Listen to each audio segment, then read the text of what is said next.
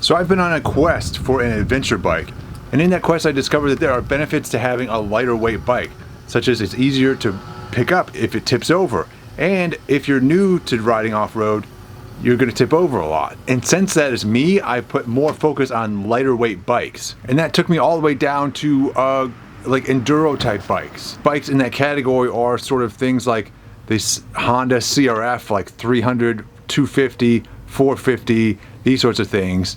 And really for me, I got down to like the Suzuki DRZ 400 was a top contender, as well as this bike here. And I've chosen this because it was the lightest weight and the most powerful. And I believe some of the key characteristics that make this a lightweight bike are that it has a single cylinder engine. That seems to be a key aspect of lightweight.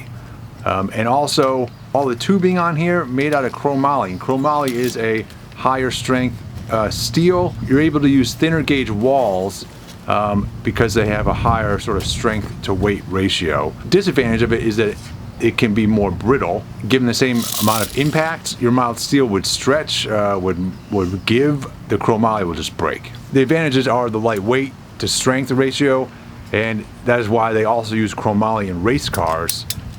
It has the better suspension on it. This is a higher grade suspension than I would have gotten with the DRZ 400. It's got a higher grade brakes. Everything is upgraded on this bike from the factory, essentially. This is the biggest production single cylinder that you can get. This thing puts out somewhere close to 70 horsepower, so it is a pretty sweet spot in terms of horsepower, but then you also take into account that it's a lighter weight bike. This thing's only 320 pounds. It's 100 pounds less than you were expecting, right?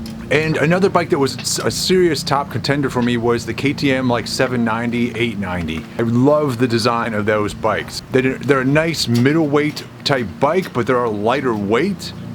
They've got more power than I need, but might be really great for passing power on the highway, which is something I'm interested in. But I love the lightweightness of them, and I also love the sort of the low center of gravity on them because they've got sort of a saddle type gas tank where the gas tank goes down the sides.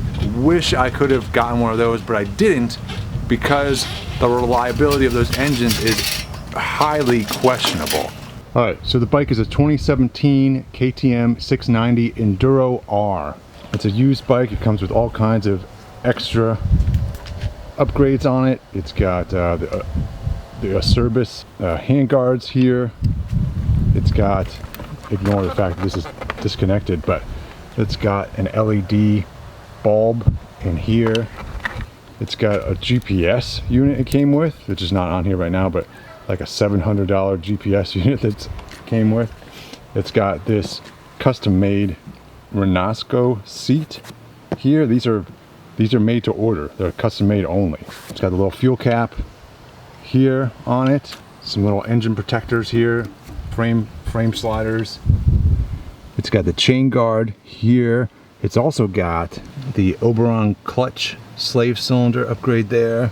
It's got, these are aftermarket pegs as well on there. A Black Dog skid plate, which is a very nice plate. And this thing goes all the way to the back right here, so it covers up the master cylinder on the other side for the rear brake. It's got the Aero exhaust. It's got an upgraded brake pedal on here because these things, the stock ones, are kind of thin or whatever, and they're prone to being bent in and smashing that engine case here. The Rottweiler intake here, which is an oil-based filter intake. The tires on it, both front and back, are like brand new. It's still got the little nipples on there. We got the bigger foot on our side stand, and then in the van still came with a cheapy tank bag here. Nothing crazy, but came with that. It came with a full set of Wolfman saddlebags, two bags on either side there. So in here we've got pannier racks, saddlebag racks in here.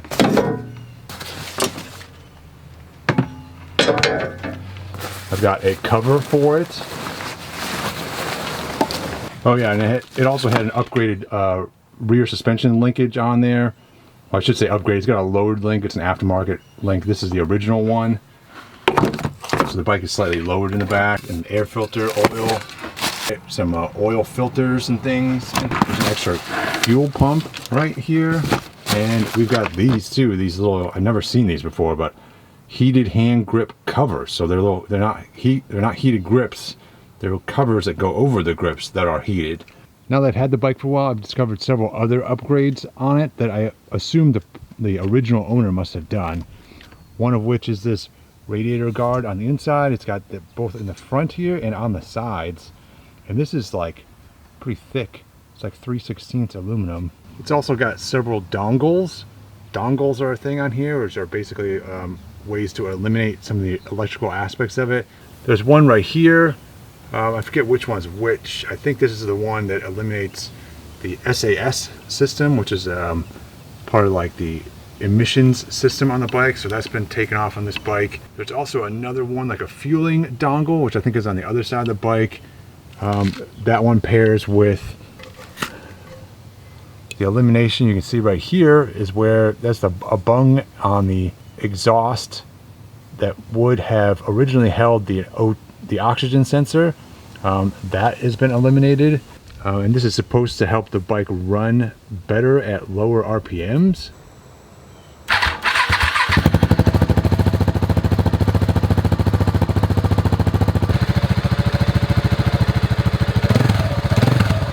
I want to see how far I can drop this thing over.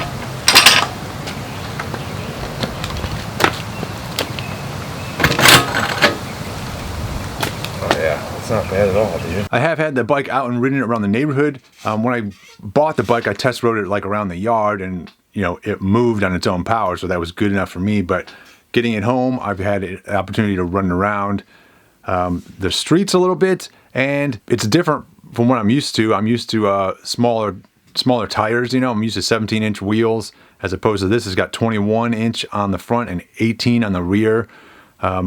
Which makes it really easy to roll into my garage. My garage has that little lip on it, you know, a little bit of a drop going out of the garage. And so my other bike, sometimes I get stuck trying to roll them up. If I don't roll it up with enough force, it gets stuck on that lip. But this bike, it rolls right over that lip as if it's not there. Like it's hard, you hardly notice it. But also those bigger wheels make turning a little bit weird when I'm leaning the bike over and going around corners and stuff. It feels a little bit weird. A little bit different, like it wants to, I don't know, tip more or something. I'm not sure. That, and it's the combination of the knobby tires on here.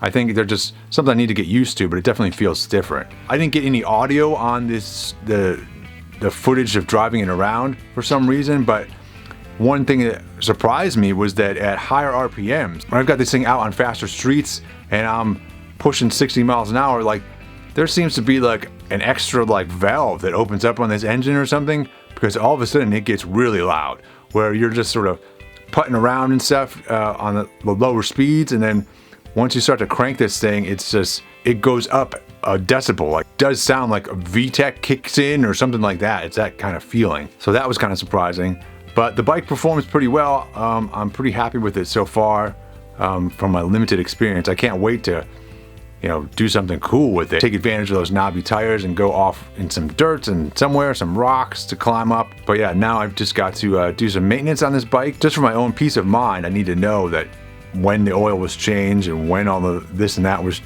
done on the bike. So I'm gonna go through and do some of the basic maintenance on this bike next. So buying used, I think is actually a really good idea, because this bike came with a whole bunch of upgrades already on it. I added everything up and it's like $3,500 worth of upgrades that I don't have to spend. So if you look at it that way, this bike was actually really cheap. What I'm finding lately in life is that when you actually spend a reasonable amount of money, you get greater value. Because I bought this bike, it is good to go. It hasn't been in an accident. It's not messed up. It actually looks nice. And it's got a whole bunch of upgrades on it. And I can ride it immediately. Like I could get a bike for $300, but then spend $5,000 on it and not end up with something as nice as this. And I spent a ton of time doing that. This only has like 4,500 miles on it. Like you're not even to this like second oil change on the bike. This is a brand new bike, man. Not sure how easy it is to sell a KTM product, because I think there's a general feeling that KTMs are unreliable across the board. However, I think this is one of their most reliable products. So that's why I chose this one. The 690 engine, the single cylinder, has been around for decades and it's much more reliable. of the KTM products, this is one of the most reliable bikes. I'm hoping that this will be a bike I can hold on to for years and put a lot of miles on this thing. We'll see how much I like it. I'm the third owner of this bike and it only has 4,500 miles on it, which does make me question things a bit. This bike, it's supposed to be a unicorn type bike. It is right on that line of a lightweight dirt bike and a sort of adventure bike type thing. And what a lot of people end up doing, and the previous owner for this ended up doing, was that he has a lighter weight dirt bike that he uses when he goes off-road, and he has a heavier weight bike for touring and stuff. This bike doesn't get used as a result. Because I have limited space, I'm always trying to find a combo Swiss Army knife of things. It's not going to be the best off-road bike, and it's not going to be the best highway bike. We'll see. The one thing I am concerned about this bike, and it is yet to be proven, is how good it does on the highway. I'm sure it's great off-road for what I'm going to use it for. It's probably way more than I need for off-road for my off-road use. A lot of people complain about the vibrations from this engine because it is a single-cylinder engine. Those are always have more vibrations. And in the one time I've ridden this thing, I can feel those vibrations for sure. Like, I can feel them not only in the handlebars, but also in my feet on the foot pegs. So, or will the vibrations like make my hands go numb? Like, I've heard that happens to people. So I'm gonna try this bike out this summer and see how it goes. I have high hopes for it, but we'll see.